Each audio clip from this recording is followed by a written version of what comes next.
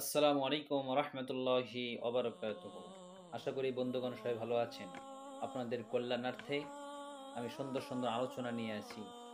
সবাই শেয়ার করবেন এবং এরকম সুন্দর ভিডিও পেতে আমার ইউটিউব চ্যানেল সবাই সাবস্ক্রাইব করে দিবেন এবং আমার এই আলোচনা ফেসবুকে থাকলেও আপনারা ফলো করে দিবেন। তো আজকে আমি বন্ধুদের সামনে যে বিষয় নিয়ে আলোচনা করব, একটা হলো ভয়ঙ্কর নসিহা। এখান থেকে আমাদের শিক্ষা আছে, সবাই শুনবেন। একজন বিজ্ঞ আলেম ছিলেন, যার অনেক ছাত্র ছিল। যখনই তার কাছে নতুন কোনো শিষ্য আসত, তিনি তখন তার পরীক্ষা নিতেন। তিনি কিছু তোতা পাখি পালতেন, আর পাখিগুলোকে তিনি একটি কথা শিক্ষা দিতেন। একটি কথা শিক্ষা দিয়েছিলেন পাখিদেরকে। কথাটি হলো, শিকারি আয়েগা, দানা ডালেগা, জাল বিছায়েগা, ফাসলা নেহি। উর্দু ভাষায় এই কথাটি তোতা পাখিদেরকে তিনি শিক্ষা দিতেন, একজন বিজ্ঞ আলেম।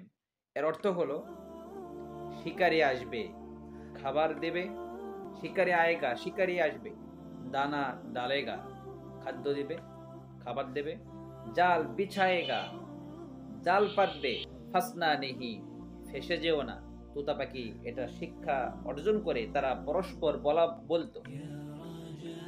তো যারা চালাক ছিল তোতা পাখির মতো, তারা এই কথাটির মর্ম বুঝতো, এরপর তা আমল করত। যখনই কোনো শিকারী আসতো, তখন তারা যতই খাবার দেখ, জাল বিছাক, তারা সেখানে পা রাখতো না, সেখানে যেত না। তবে মানুষের মতো পাখিদের মতো তো কিছু বোকা থাকে, যারা সব কথার মর্ম, উদ্দেশ্য, অর্থ বোঝে না। তো এটা বুঝতে পারবেন ধৈর্য ধরে আর কিছুক্ষণ আমার সাথে থাকুন।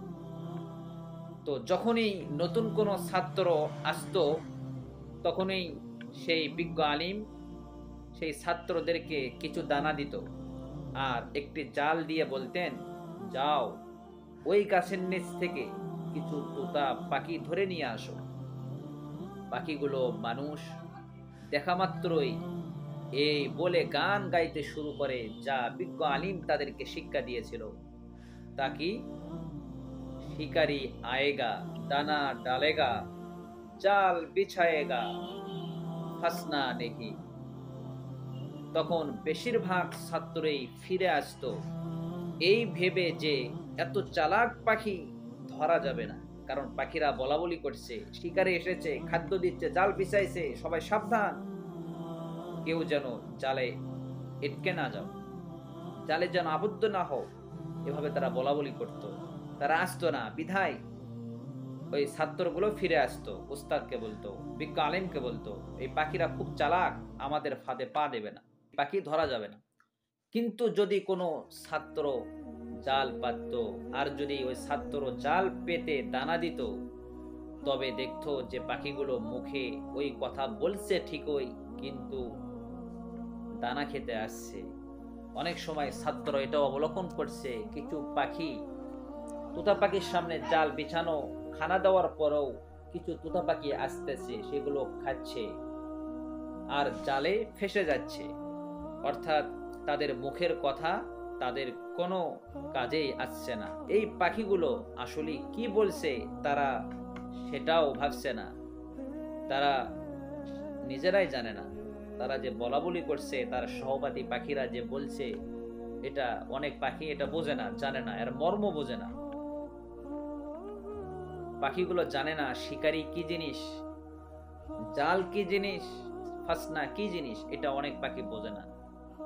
তাই তারা মুখে যতই গান গাউক না কেন, তাও জালে ফেসে মৃত্যু ডেকে আনছে। এরকম অনেক ছাত্র যখন অবলোকন করলো, অনেক পাখি বলতেছে কিন্তু আমল নাই, বুঝে না, শুধু মুখে মুখে বলে যাচ্ছে, পরিশেষে মৃত্যু অবধারিত। তো আজকের জামানায় আমাদের অবস্থাও ঠিক যেন তোতা পাখিদের মতো হয়ে গেছে, তোতা পাখিদের মতোই হয়ে গেছে। আমরা মুখে লা ইলাহা ইল্লাল্লাহু মুহাম্মাদুর রাসূলুল্লাহ বলে সাক্ষ্য দিচ্ছি, কিন্তু আমরা এর মর্ম জানি না। মুখে মুখে কালিমা পড়ছি কিন্তু এর মর্ম জানি না। প্রত্যেক সালাতে সূরা ফাতিহা পড়ি কিন্তু আমরা বুঝি না এর ভেতর আল্লাহ তাআলা কি বলতে চেয়েছেন। একই সাথে আমরা সুদ, ঘুষ, পরনিন্দা, পর্দাহীনতা, অশ্লীলতা, জিনা, গীবত, অহংকার, অসংখ্য হারাম কাজে নিয়োজিত আছি, হারাম কাজ করছি। আর তোতা পাখির মতোই আবারও কালিমা বলছি আর নিজেকে মুসলমান হিসেবে দাবি করছি। নাউজুবিল্লাহ। কাজেই আমাদের এই সাক্ষ্যদান তোতা পাখির মতন। আমরা মুখে কালিমা জপার পরেও শিকারীর জালে ফেসে যাচ্ছি।